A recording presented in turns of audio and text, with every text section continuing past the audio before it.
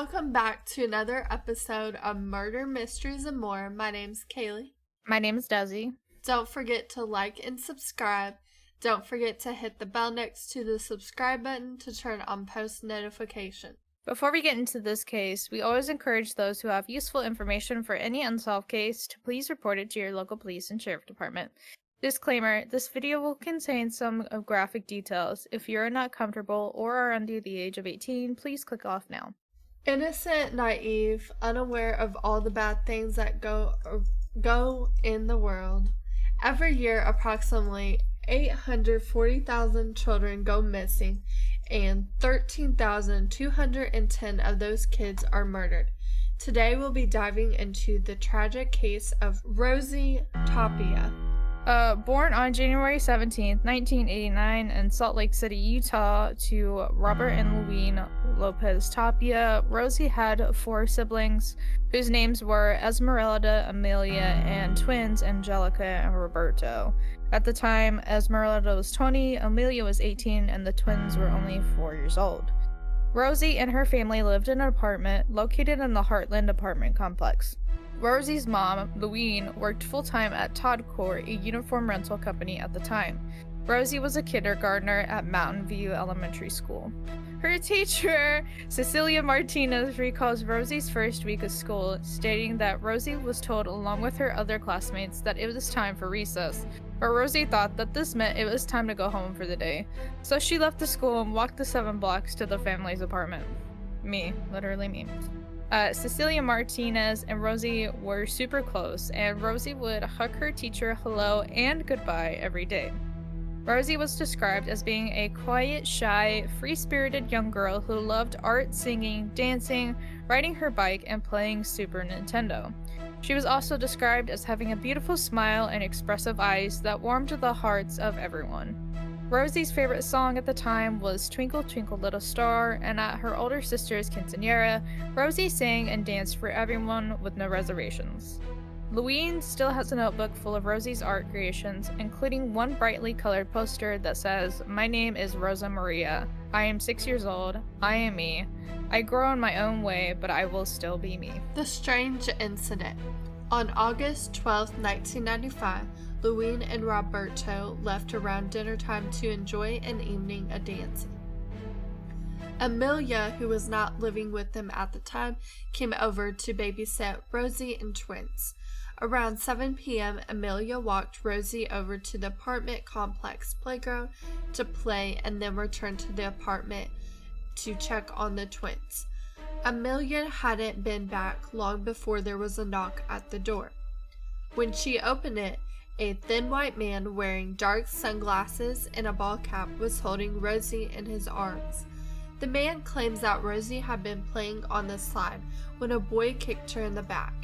Before closing the door on him, the man said, "Goodbye, Rosie," which is strange. When asked about it, Rosie claimed that no one kicked/hurt her, and she hadn't told the man her name. That's suspicious. That's weird. Sus. A little bit, yeah. So, the following, I guess technically the following day, Roberto and Louise did not return until 2 a.m. on August 13th, 1995. Before going to bed, Louise checked in on the 3 youngins and found them asleep in their beds. Louise partially closed the window in the room, drew the blinds, and went off to bed. Louise's reasoning for not completely shutting the window at that time was because she was afraid that the click of the window closing would wake the children, which is very reasonable because kids are pretty light sleepers most of the time, so I get that. Around 5 a.m., Louise woke up unexpectedly, stating that she didn't hear anything, but she felt like something was happening. When she went to check in on her children, the door to their bedroom had been firmly shut, which was odd because it had been left open before. When she entered their room, the twins were sound asleep, but Rosie was no longer in her bed and the window was wide open. It's worth mentioning here that Rosie's room was on the 4th floor, which was the ground floor, and her parents' bedroom was up on the 2nd floor, which means that her room was easily accessible, especially with that window open. Louise searched everywhere and woke up Emilia and Roberto when she couldn't find her. While Emilia and Roberto went to go search for Rosie, Louine called the police and other family members to mount a search party. The family had started the search. They printed flyers before the police arrived. Police did find several signs of foul play in Rosie's room. For example, the window screen was pried open and pulled from the outside. The curtains were partially pulled down, and there was a shoe print on a towel on the dresser by the window. A resident told police they heard a scream around 4 a.m. that morning. Rosie's brother, Roberto, also saw a man with a beard that night in their room. The man, of course, told him to go back to sleep. That's creepy. Very creepy. Yeah. But unfortunately, tragedy did strike for Rosie and her family, because around 10 a.m. that morning, a jogger running with his dog discovered the body of a small child in the Jordan River Canal. Later confirmed to be Rosie, she was still clothed and there were no obvious signs of a struggle. Rosie's autopsy indicated that she had been sexually assaulted, had blunt force trauma to the body, and was forcibly drowned. Investigators initially believed she had wandered off and accidentally drowned in the canal, which is shocking because they found foul play in her room, but they still believe she wandered off. Like, that doesn't make sense, but okay. At the time, the Tapia family spoke negatively of SLCP due to their premature dismissal of foul play. Emilia states in an interview, "We knew that Rosie wouldn't just climb out the window at that late at night and just leave and go throw herself in the river because we know she wouldn't do that." It wasn't until the following Monday that detectives would officially list her case as a homicide. Investigators questioned the Tapia family and extended relatives as well as Heartland residents.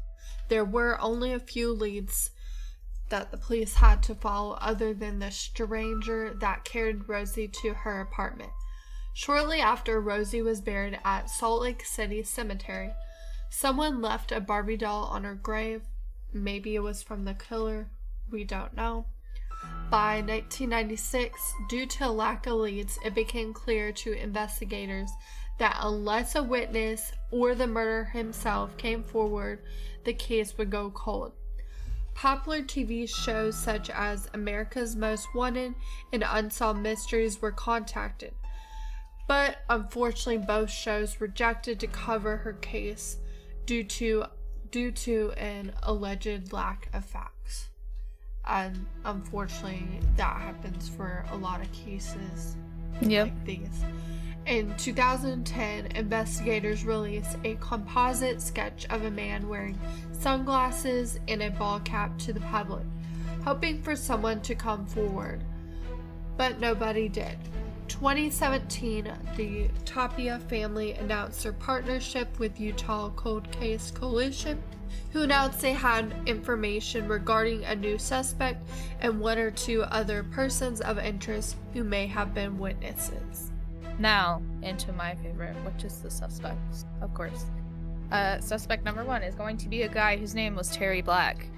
Terry Black was a 47-year-old man that had kidnapped, sexually assaulted, and drowned Sierra Newbold, a 6-year-old girl, on June 26, 2012.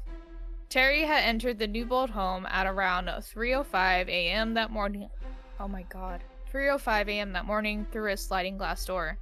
A home security camera recorded someone leaving the house, apparently carrying something, at 3:13 a.m. that night. DNA would later connect Sierra's murder to Terry after he was implicated in a robbery only 3 days later. Sierra and Rosie eerily had the same things happen to them, and they were both drowned in a Jordan Canal. Rosie's mother, Louine, was actually contacted by a Salt Lake City detective after Terry was arrested, and she said that he looked very familiar. But unfortunately, no evidence has surfaced that puts Terry Black in Salt Lake City at the time in 1995. He would have been 25 at the time, so they did not pursue this lead any further. Suspect 2, Emilia. In 1995, Emilia was questioned by the police about having a party the night before Rosie died, but Emilia denies it. Her mother, Louine, and stepfather, Roberto, also agreed due to there being no evidence of a party. Emilia at the time was known to be associated with the 21st gang. This could have left a gang member or rival gang to take Rosie in order to hurt Emilia. It could have also opened up a creep to enter and scope out the place if there was truly a party going on. And something I also want to mention, when I was watching a video, that Rosie switched bedrooms a couple months before she ended up being murdered, and the killer would have had to know this. Emilia could have easily been the target of a violent/kidnap, and when they couldn't find her, they could have grabbed the next available person, which happened to be Rosie. The reason for this is that the bedroom used to be Esmeralda and Emilia's before it was Rosie's and the twins. Emilia was also the one person who helped develop a sketch of a possible suspect.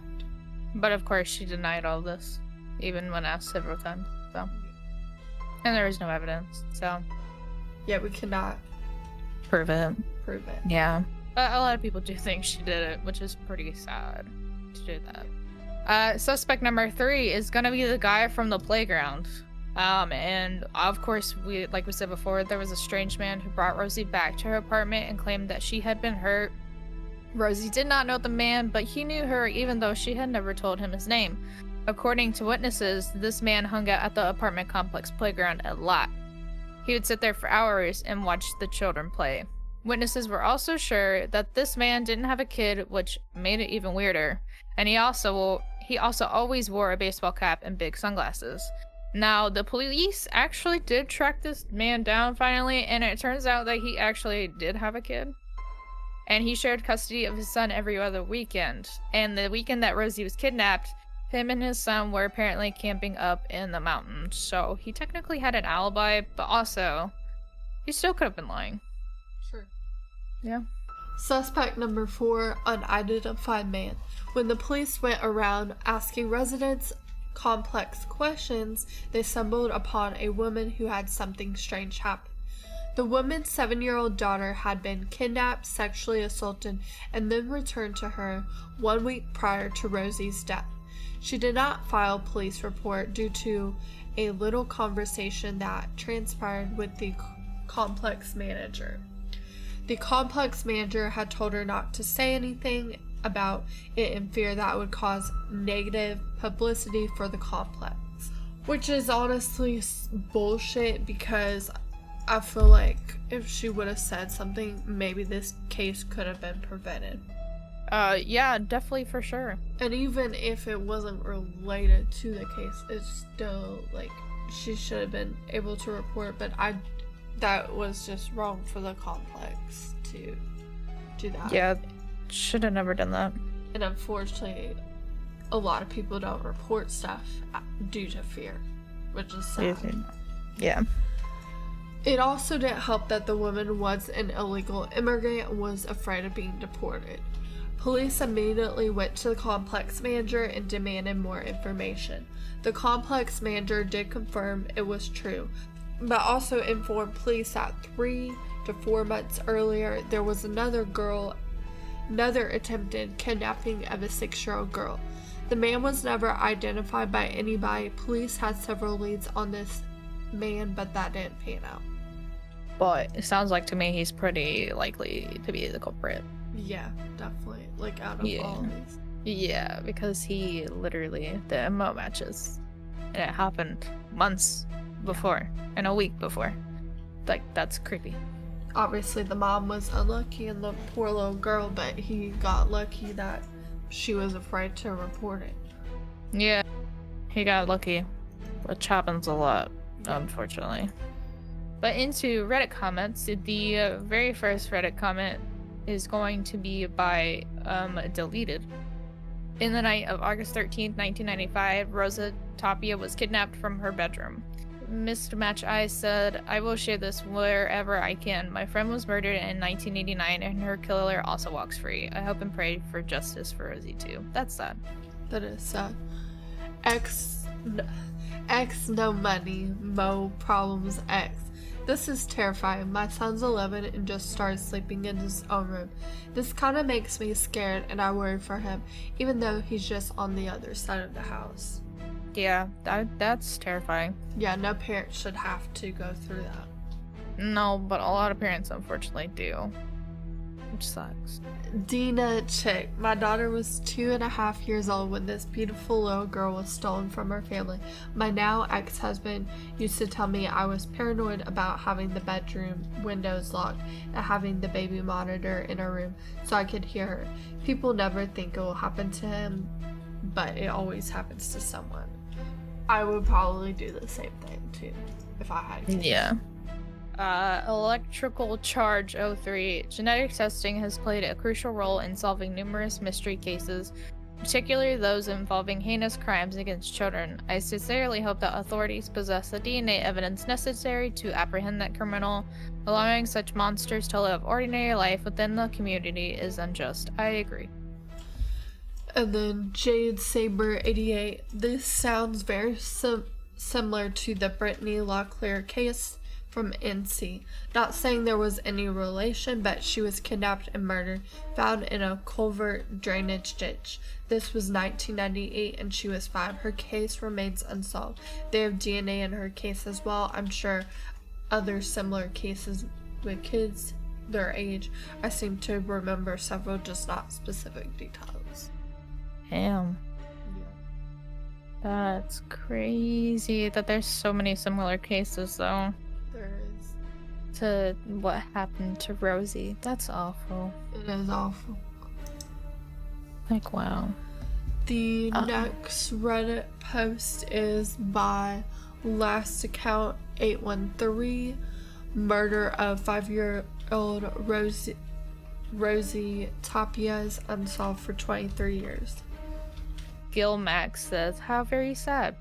Well, it definitely feels targeted rather than random, although given the description you would have expected the parents to have some idea. If it was the same man that carried her home, he must have known where she lived. Again, this must narrow the field significantly. Given the above though, it's strange that none of the children knew who he was. I mean, yeah, but also, kids don't really pay attention to adults that much. Yeah, to be honest, let's be real. They don't care about adults that much. Delina says, have never heard of this case. I feel so bad for that poor girl's family. I can't imagine how frustrating it would be to feel police don't care as much as they do about other cases. I hope they can eventually get closure. Yeah, it's definitely sad that some cases just never seem to get the amount of media coverage when all of them deserve just as much coverage. Yeah, they all deserve to be heard and seen with their cases. But they're very selective, I guess, about a lot of things. Definitely. Young Eartha says, it's so sad how different Rose's case was handled compared to Elizabeth's, especially since she was so much younger. The biases are very clear to me. Also super creepy how the killer may be in the news footage, since Rose's friend recognized one of the men as someone who watched them play at the park. I wouldn't doubt that could be the killer and could explain how he knew her name. It makes me sick. I hope her family finds justice. Yeah. Like I said, a lot of cases don't get as much coverage as others. So. And then Corliss says, on August 13, 1995, around 2 a.m., Rosie Tapia's parents checked up on their daughter, who was sleeping with her 4-year-old sister. By 5:45 a.m., Rosie was gone, the window screen missing from her apartment window in downtown Salt Lake City, Utah. How sad is it? The first thing I thought when I read this, wow, a case where the parents noticed in the middle of the night because they checked the kids. Well, her mom had a suspicious feeling too that woke her up, so that's also another thing. I mean, a lot of people don't have that kind of instinct. No, a lot of us lack it, unfortunately. I think it depends too where you live. I think it does too. I think geographical stuff plays a big role in that. Hey, this person's name is Hey Guys. Guys. I wasn't disturbed by the timing. That was early Sunday, and I don't find late night Saturdays to be too unusual. But am I misunderstanding who was present in the room? Was it the 18-year-old and the 4-year-old with her, and only the 4-year-old saw someone? They didn't hear him climbing in the window or leaving out the front door. I'm not saying it can't and doesn't happen, but how peculiar. Like he was watching and gave them an hour or so to fall asleep. I'm curious if they checked on them at 2 a.m. because they... Not because I mistrust them, but it makes me wonder at the confidence of a person willing to break into a house with 3 adults, one of whom I take to be with the little ones, and then just walk out with a human being under his arms. I mean, he was sneaky, so Yeah. none of them woke up. I mean... Yeah, and if he had stalked her for a while, he probably knew the layout of the house, or if he had, even been at that house before. Sure, he could have easily been there. It could have been somebody that they really, personally knew, too. And some people are heavier sleepers, so it could be that her older siblings were just heavy sleepers, yeah. Well, and also he probably shut her up so that way no one would hear her as well. Yeah. That could be the case as well. Definitely. On to the last Reddit comment section. It's posted by KSOL1460. Rosie Tapia's murder might be closer to being solved through this doll her mom found on her grave. Surprise, bitch! Says, lots of people leave toys on children's graves, especially if they feel touched by a case they've read about in the news. I see how the family wants to pursue this, but it certainly looks like grasping at straws. I mean, that may be true. It could have been somebody that felt bad, but also there's a chance it could have been the killer who feels remorse. Yeah, or he could have wanted to relive the crime. It's really fucked up, but sometimes that's how it is. A lot of killers actually go back and relive their crimes, which is sick as fuck. Disgusting. Bomb Hills, I like that name, says, I agree with a lot of the comments. Is the doll weird? Kinda. Suspicious? Not really. I know it's not uncommon for guilty parties to feel remorse or try to get involved, but it's also much more common for the general public to feel remorse and want to show their consultants. It's pretty common to see the public erect shrines or whatever you want to call it for homicide victims, especially children. I think it was likely a random person trying to pay their respects. It could have also been that. Yeah, it could have too, but they have to investigate all possibilities, just to be on the safe side. Usual safety. Hello, I lived in Salt Lake City when this took place. My opinion at the time was that the police were scared and worried about lack of evidence. Basement apartment in the summer. Window left open for some air. The Barbie is a stretch. Rosie's mother has been collecting items left at the grave for a very long time, and the Barbie was in storage for many years. I don't know why it's just come up, but it could be a great lead, I hope. The community was horribly impacted by this. Sorry to be vague, but I know a person that investigated, and this case is one of a few that sticks in his mind. I mean, if I was an investigator, it'd probably stick in my mind too, because it's unsolved. And then Peachy Keen D says, even if the Peeps DNA is on the doll, that won't be enough to arrest or convict him, since there's no chain of custody. That is true, yeah. Crazed Flower. I mean, people erect memorials for dead animals, even bugs sometimes. It's not that weird to think even a complete stranger might have heard about the death of a little girl and left a Barbie on her grave. True. Right. We do some weird things as humans, though. We do, yeah. Rosie did not get to live through the experiences that all of us do as teenagers, adults, and elders. She did not even get to finish kindergarten, which is an experience in itself. Rosie Tapia would be 35 years old today if she were alive. Hopefully, by the power of technology and DNA, Rosie's killer will be brought to justice one day. Thank you for listening to another episode of Murders, Mysteries, and More. Join us next week for another chilling case, and as always, remember to always keep your eyes open. You never know when you could end up being 6 feet deep in the ground.